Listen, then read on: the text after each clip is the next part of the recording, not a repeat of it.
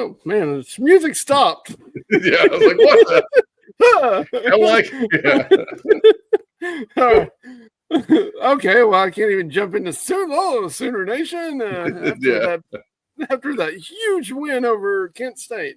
No, hello Sooner Nation, 44-0. I'm just telling Goss that I've actually been talking to bookies because I'm going to start betting on games now. So I guess 48-0. So it was I didn't thought cover that was spread though. Once again we get saddled with a former Texas Longhorn as our color guy, but I did think it was interesting that the ESPN crew or SEC Network crew did throw out this last drive a little interesting here for the Sooners and for anyone who put money on this, because they mentioned that the line was 46. Not to say I bet on it, but Yes. I hope they at least go score. Hope my wife and children still have a home. Well, I will say about Fozzie Whitaker, like, if you didn't know that he went to Texas, I mean, it wasn't like he's not Samuel Acho. I mean, good Lord, most of those Texas guys that do OU games, it's like, let's hide it a little bit, Yes. But it's just like if I did a Texas game and I, as a analyst, I'd be like, for God's sakes, catch the ball. That's what I'd be. Yeah, exactly. Especially with that Florida game, I'd have been like, thank God, Manning got picked off again. Okay, what was Billy Napier doing taking that time out? Did he misunderstand? Okay, obviously he's got a pull when he's getting fired, so he's like, I'm supposed to get fired after this game. So he saw how much money Mike Gundy got, and he was jealous. He's like, time out, God. They're like, he goes, how much did Manning get? Or Gundy get 15 million? Oh my God, yes. Okay, time out. But like, stupid I did not understand that whatsoever. But I guess one question before we dive into this game, Jeremy, who had the worst day today, and why was it Mark Sanchez? Oh my God, is that not the craziest story? The guy gets stabbed and then arrested. Yes, I mean, that's like a Muskogee day, if you ask me.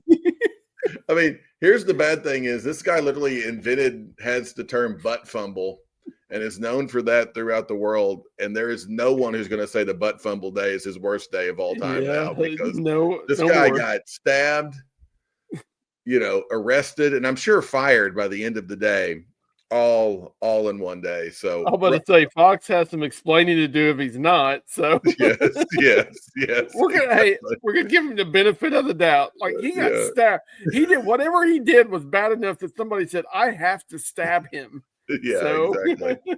So, could be worse. But hard to, I don't know a clean transition from stabbing to speaking of murders. Speaking of killing, the Sooners killed potential murders.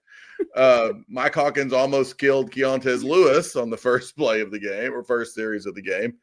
And, Jeremy and I were just talking pre-pod here of this is where everybody kind of wants to go, right?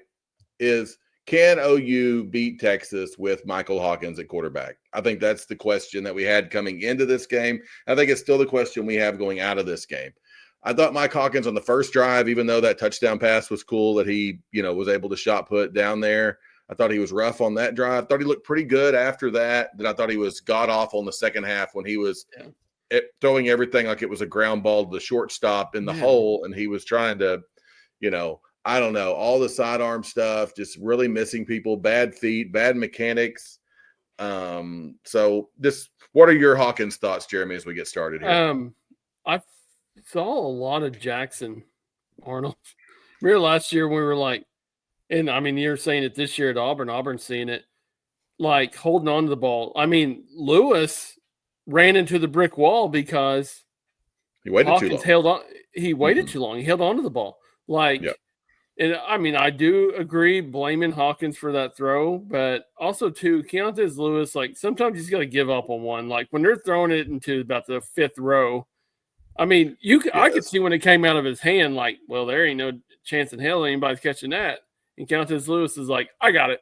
But it's one of those deals of like, this is Kent State, dog. We're going to blow this game out. Even if Whit Neubauer would have played the whole game, we're going to go win this. But one thing I will say, it just felt like Hawkins was uncomfortable, especially the second half.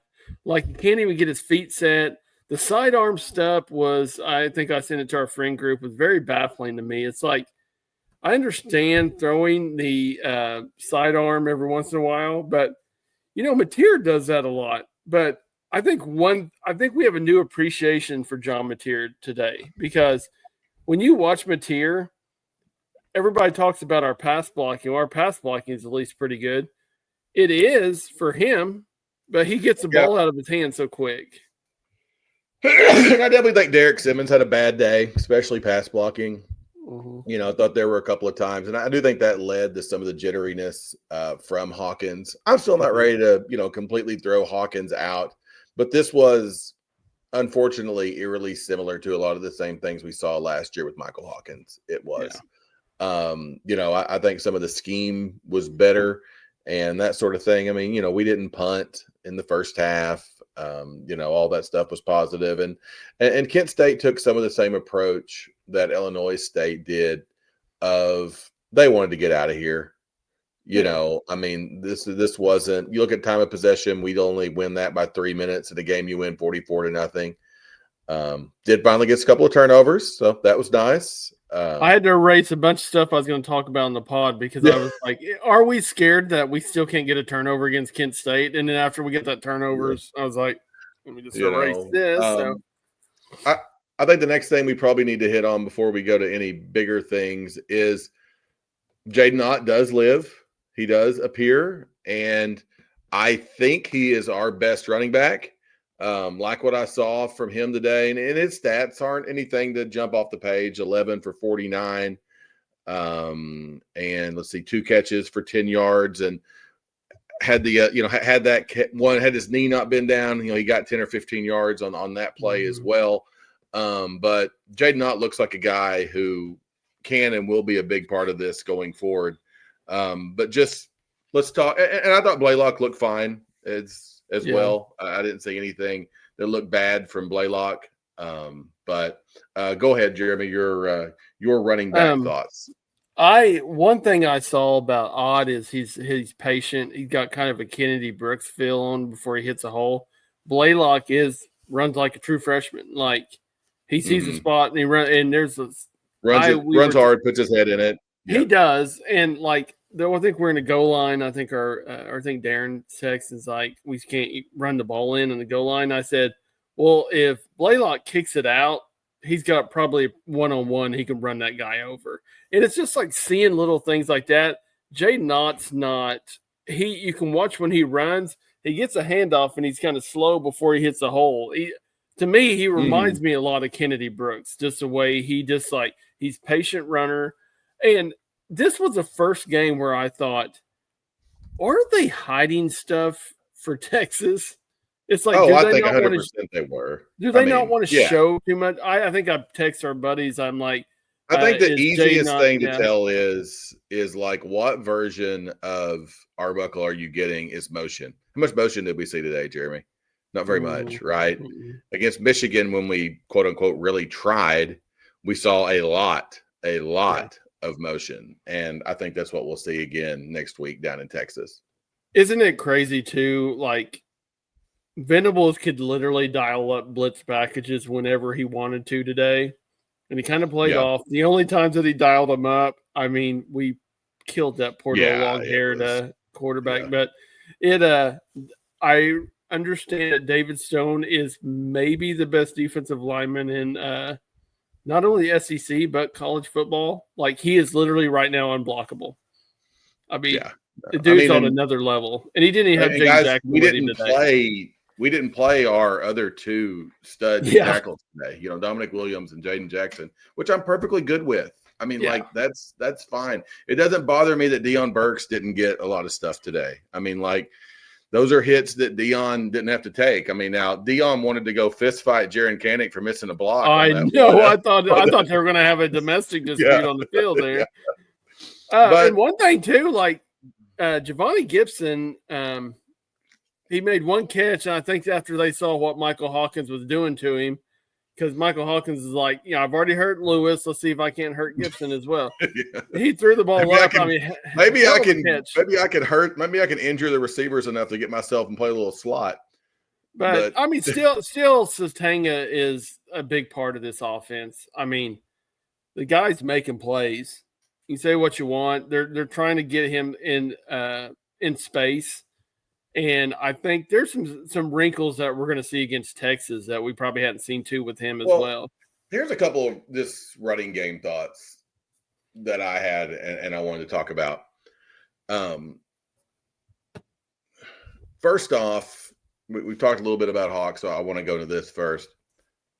We often compared, you heard a lot of talk of like Jackson Arnold and Arch Manning. Last year, we even talked about it some, even after the debacle that was Jackson last year, when Jackson played a little better the first part of this year, there was some talk of, what is that going to be?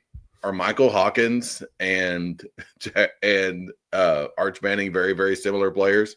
Because, I mean, they are. I mean, watching what I could with picture-in-picture and different things today, I thought the best Arch looked was just running. I thought Arch made some, people kind of underestimated his speed a few times there. Because if you look at the rushing stats for Texas, Wisner ran the ball 8 times for 11 yards. Niblett ran the ball 2 times for 4 yards. So for their running backs, they had 11 carries out of their running backs for 15 yards. Okay. Arch had 15 carries for 37 yards. They ran for 52 yards today on the road at Florida. And, this is a Florida team that, while we all can agree is talented and that sort of thing, I mean, this is a Florida team that obviously we all know lost to Miami, lost to LSU, and lost to South Florida.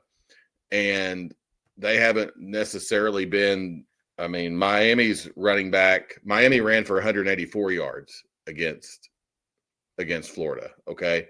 So it's not like Florida has some vaunted defensive attack. So we're not the only team that, and they're like, okay, great, Goss, I'm glad you just compared us to a 2-loss Texas team. That makes me feel even better about our running attack. But you tell me, Jeremy, all year long, and I do want us to be able to run the ball better. I do. I think that's important that we can run the ball better. How many times have we had a possession that didn't happen, that we didn't convert? We didn't get what we wanted out of it because we couldn't run the ball. I don't think that's happened very often. I don't. No. I mean, I think there were times we had some drops. Obviously, a couple of drops. There were multiple times when we didn't score that I just felt like that Hawk didn't do a very good job of just finding the open guy. Mm-hmm. And as long as we're having productive offensive series, yes, I want to run the ball. I understand how football works. But you take what's given you and you go score points. And our defense is really good. We don't want to turn the ball over. We don't want to give it right back to the other team. Okay? We can play field position. We've got a good punter. We can do all those things. This is a really good football team. And I'm not going to nitpick myself. I'm not going to be one of those people who spends this next week nitpicking because, look at these teams we heard were going to be awesome the first part of the year. Penn State and Texas. You think either one of those two teams would not love to be sitting where we are right now? Okay. I mean, Penn State lost to Nico today. I say Penn State does Penn State stuff, and that's why nobody trusts Penn State. But man, they don't usually do that. They usually lose to somebody who's worth a darn. They don't usually. I know, but I feel like that you can't go win a freaking UCLA blew out. That was a blew out in the Rose Bowl today. Yeah, I didn't know they had those anymore, but no, but yeah, and I watched today, and I'm like, I understand it's Kent State, but like, what have we always said? And we used to say this when Stoops was here. Is like when we play bad teams, we just all you got to do is this. When people look at your scores, say, okay, well, their defense is really good, or their offense is putting up points. Like, we are a defensive team. I think that is one thing with OU fans that's hard to wrap our head around right now. Is that we're so used to putting up to 50 and 60 points a game. I mean, even when Bob was here, when Bradford's the year we went to the national championship game, we scored, what was it, 60 4 straight games. Yeah, something like that. Yeah. Something like that. But to mention, like, when I mention that, because it's just like we don't have an to do that. We don't have an offense like that, though. We don't have. No, we don't. And we don't need it. And also, too, you can tell by Arbuckle's play calls that he is not trying just to go score in one play. Yeah, if you hit a big one, yeah, that's great.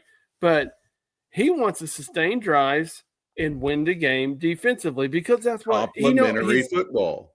You know what's really crazy? He's smart enough to know we have a damn good defense. All we got to do is don't make mistakes deep in their in our territory to put us in bad situations, which is what we did on the reg last year.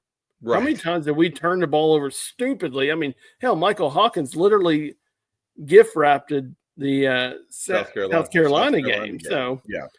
So I mean, it's just I watched this game today and I'm like, it is frustrating because I'm like, I know if Mateer was in here, we'd be like, okay, well, and also too, they probably wouldn't have thrown as much too. If John Mateer was in, he'd probably been gone after the first half. But also too, it's just we did what we had to do 44-0, another shutout, and nobody scored in the fourth quarter. No. And this game was 44-0 after 3. We got those turnovers in the third quarter. Not that it was ever in doubt, but that just put it in true blowout mold. Mm-hmm. We'll be interested to see some of the snap count stuff, some of that sort of thing. Good to see Eli Bowen back out there today. Yeah. I thought PJ had some good things. He was able to get in the backfield a couple of different times. I mean, what about Danny Okoye? Danny Okoye getting the sack. Yeah. I don't know if you watched that play too. He literally manhandled that poor. No, he just blew right by the guy. I mean, absolutely. I think that guy looked back and he's like, "This is going to hurt real bad for this quarterback." And I mean, it's one of those things of Satanga. Obviously, I mean, reason we had not as many offensive yards as we did. I mean, Satanga had almost 100 yards in punt returns today. Yeah. Guys. And so, I mean, when you're playing on a short field, you're not going to have that as much, and I know some people are going to say, well, man, how does Florida State run for that many yards? We only do this, we only do that. But I mean, so many things go into that.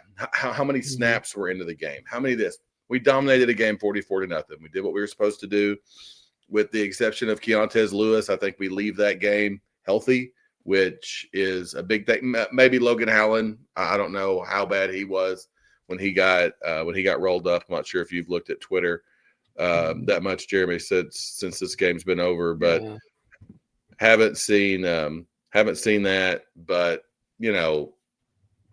all in all, I mean, what grade would you give today? I'd say like a B- to me. Yeah, I'd say B-, but honestly, I think they did what they wanted to do in their game plan. It's what's so bad.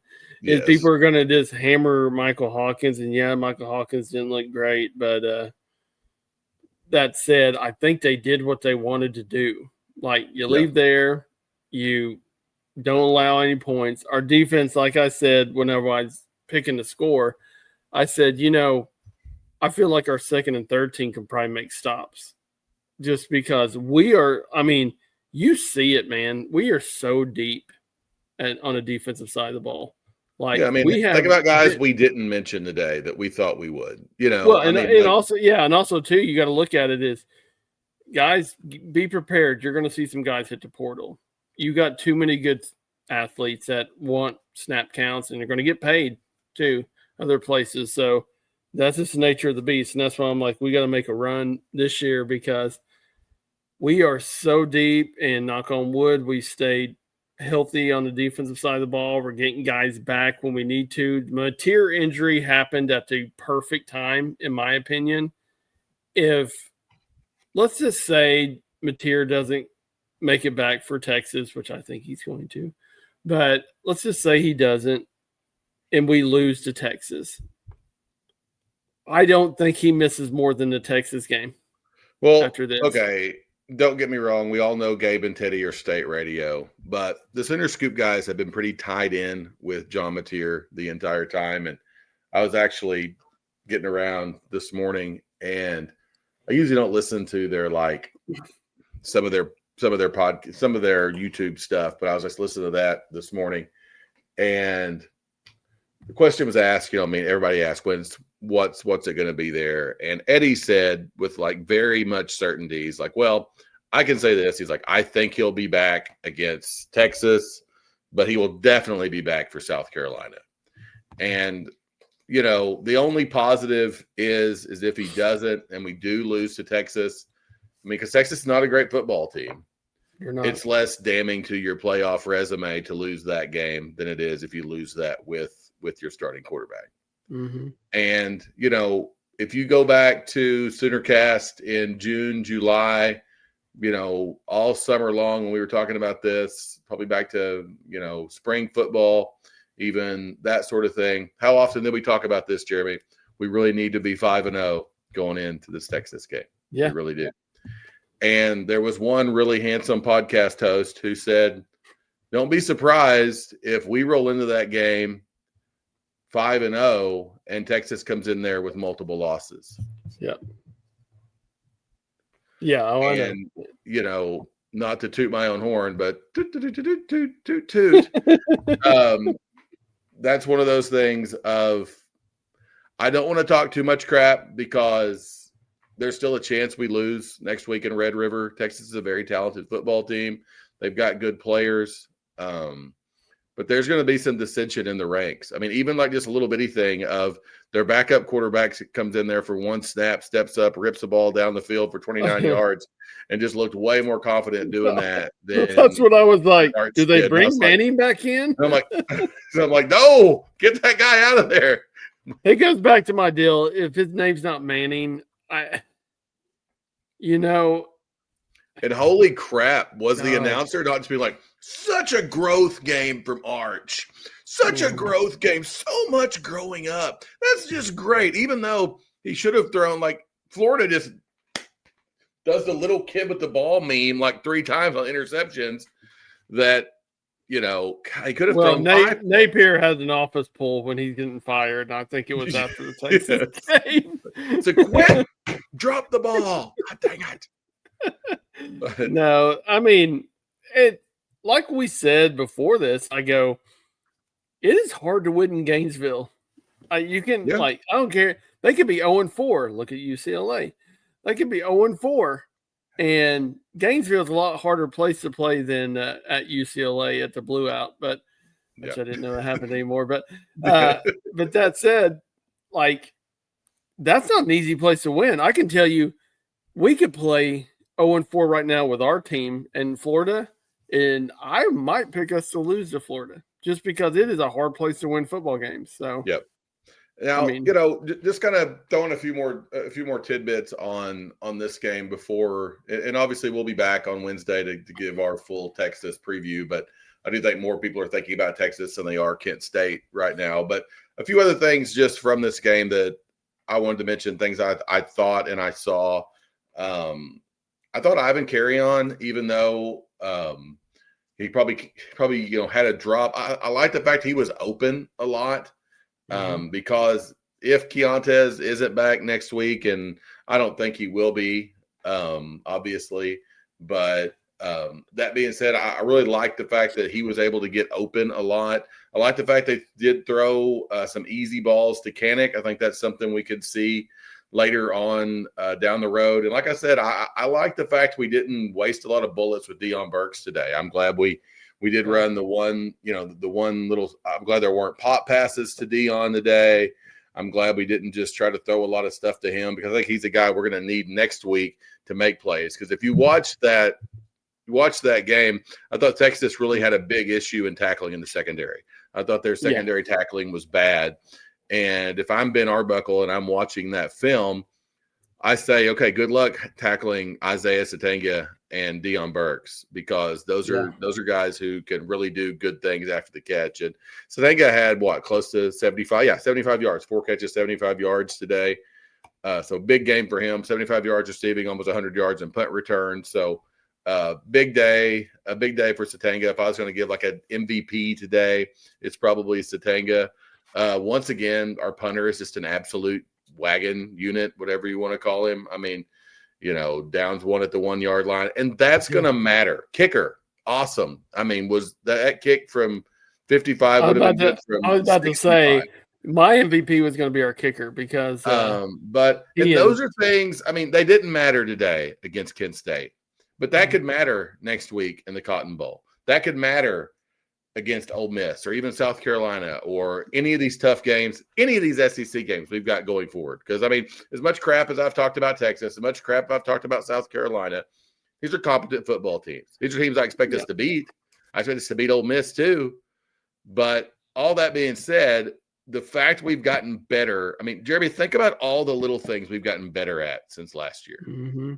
I mean, we've taken these big steps, and we're to this point in the season where now it's time to show and go, because playing the cupcakes early, that did not work out well for Penn State. They play legitimate teams, they lose. Texas, while they did open up on the road at Ohio State, plays 3 straight Kent State games and doesn't look very good on the road going down to Florida, even right after a bye week. So lots and lots of things to think about as we get into Texas, but those are just some things I wanted to talk about from today. Any other offensive, defensive, special team thoughts from today, Jeremy? Man, really, I felt like we just kept some bullets in the chambers. Like we weren't showing a whole lot. We're trying to be pretty vanilla. There's a lot of things you get frustrated with when you watch a game and you're just like, what the hell? Why don't they just get Odd in there and run it? That's why I said I feel like they've got some stuff for him. But also, too, doesn't it feel like us in Texas have kind of flip-flopped from right? Like I had a Texas guy on TikTok go, I think I know how you feel last year. Yeah. And it really is. It just shows you how important quarterback play is in college football and in NFL and any kind of football. Quarterback there's a reason those guys get paid the most money, because John Mateer has been worth every single penny that we paid him. Yep. And you see it today. I mean, I'm not trying to hammer on Michael Hawkins. We won, great. I think they hit some things that just in case that Hawkins has to play, they didn't show a whole lot. But that said, I just watch how John Mateer, when you're a quarterback in college football, you got to trust your receivers.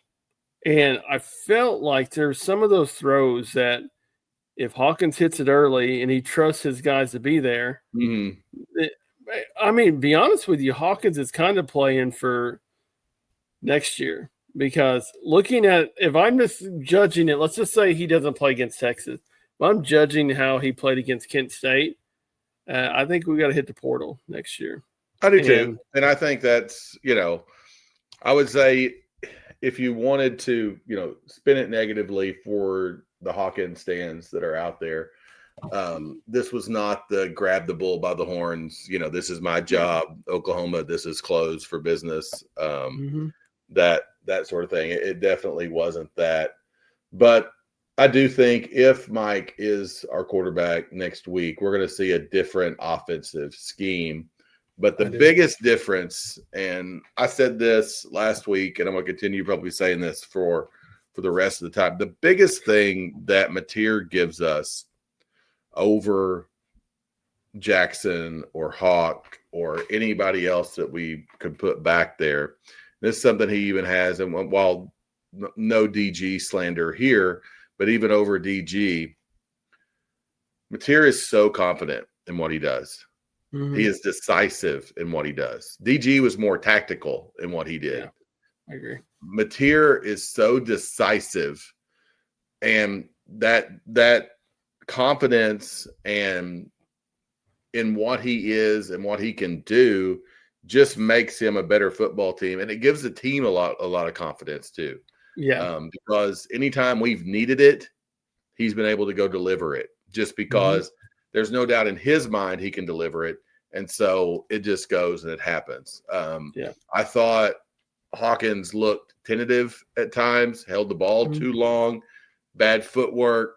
When you're questioning yourself, that's when things start to speed up and unravel. And I think that's what it is. And if Hawkins is going to go play this, the positive is guy didn't turn the ball over. Okay. There was probably one pass that could have been picked, but thought he did a pretty good job there. I thought he did a better job of not just reverting to run just automatically. Thought that was better.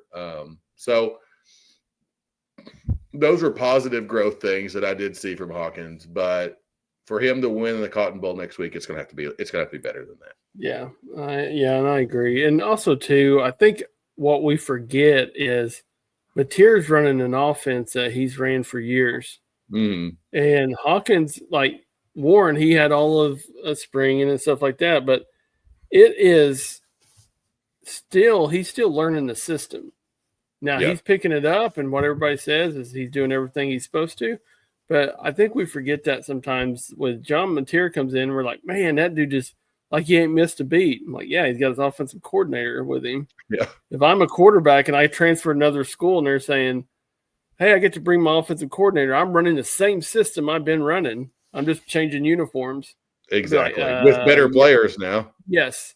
And so I think a lot of times we forget that with John Mateer. I know I'm not taking anything from John Mateer because I think he's been worth every penny we spent on him. But that said, that's a perfect situation. That's why a lot of these transfer quarterbacks were so big on Arbuckle and Mateer, because you bring both of them together. He's basically teaching, and that's what they said in the spring, is that he was teaching a lot of the guys the offense because he's been running it for so long. So I really feel like he's going to be back for the Texas game, and we won't go much longer because I know if we go much longer, we're going to be talking about Texas, and we got so much crap to talk about Texas. It's ridiculous. So I have caught myself a few times wanting to make predictions already, but we're here. This is the week that we've been waiting on. OU Texas. It is literally out of football season, NFL, college. This is my favorite week, just because there's so many unknowns. And I don't even look. It right now. These two teams are 0-0, so it's always been like that. I was just looking, and I don't want to give away content, but I was reading Josh McCuistion puts up a report card where he gives, out of 100 scores for everybody. And obviously I think we talked earlier about Derek Simmons having a really rough day, and he gave him a 20 out of 100. That's pretty rough. He gave Jake Michael a 45. And so I did think, and he said, I thought he struggled a bit with some of the twists Kent State used. And I do think that was one thing. A couple of times they showed Hawkins try to step up and he didn't feel confident. And I do think probably some of that was from Michaela.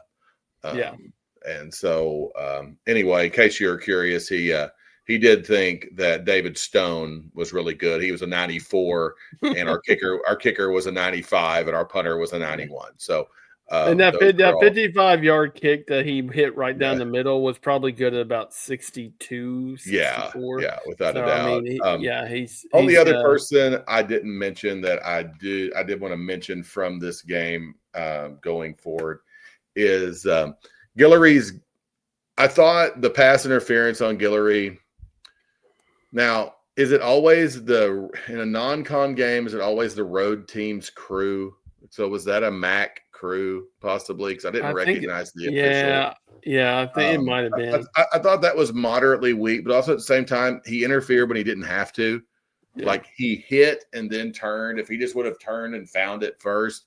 And those are just the things that I don't think, and this has been, and once again, we're not trying to get into Texas mode completely, but I think Sark has been miscast as a quarterback whisperer. But Sark is a really good play designer. And I do think, he's going to see some of the success that Auburn had going. And not that I think that he was necessarily bad, but we're going to have to not get those pass interference. They're going to try to isolate our corners and go at them. And that's just, whether it's Guillory or they're going to test Eli or they're going to test Gentry or whomever it is out there. I do think that. Now, I will give you one factoid that I read about Texas and Florida. Texas going into this game, Florida had only had 3 sacks all year, all season long. They had 3 sacks. They had 6 today against Texas. Okay. And so if a team that only had 3 sacks all year goes and gets 6 against Texas, if I'm Sark, it's not going to be easy sleep down on the 40 acres. Yeah. Pinning my ears back, ready to go. So yeah. So that's all right, guys. Well, we did what we said we're going to do against Kent State.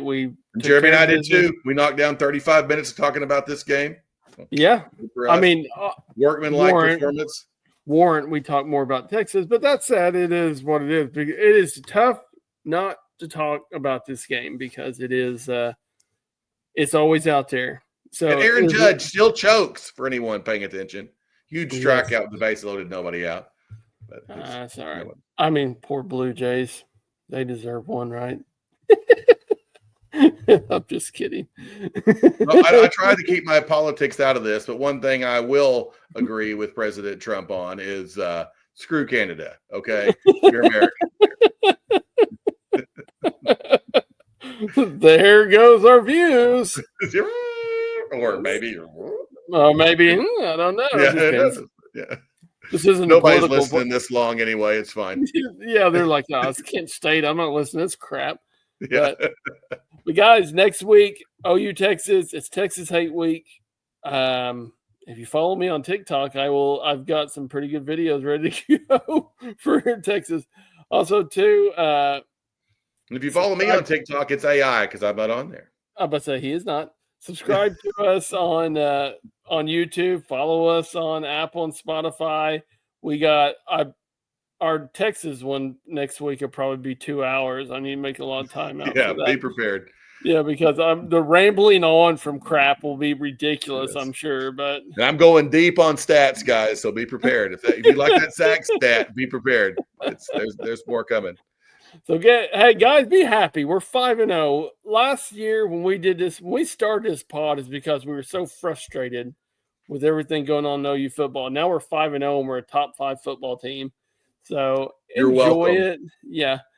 The schedule is now going to get tougher every single game. I mean, Vanderbilt is even Vanderbilt's good in the SEC, for Christ's sake. So, not to mention Mississippi State.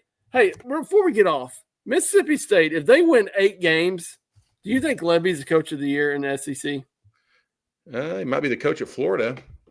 Yeah, I understand. Yeah, but I'm just saying, I'm like, if he wins 8 games at Mississippi State with the turnover they had in players, I think he's coach of the year in SEC. But sorry, I just thought about that. Here's a little late-breaking tweet. Britt Venable says he's assuming John Mateer won't be available next week. Says if he's not, they feel confident in Michael Hawkins Jr. leading the offense. So, wow, I would never have thought he would have said that.